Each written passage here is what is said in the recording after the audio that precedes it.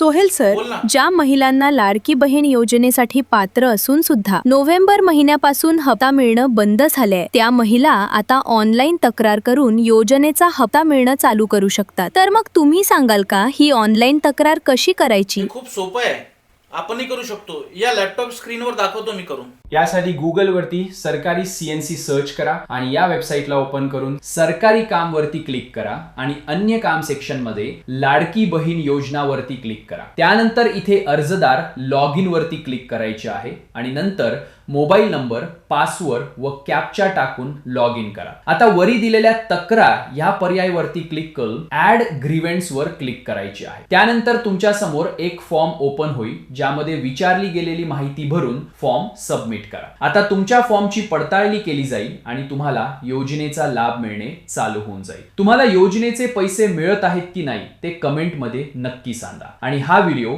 सर्व लाडक्या बहिणीसोबत नक्की शेअर करा.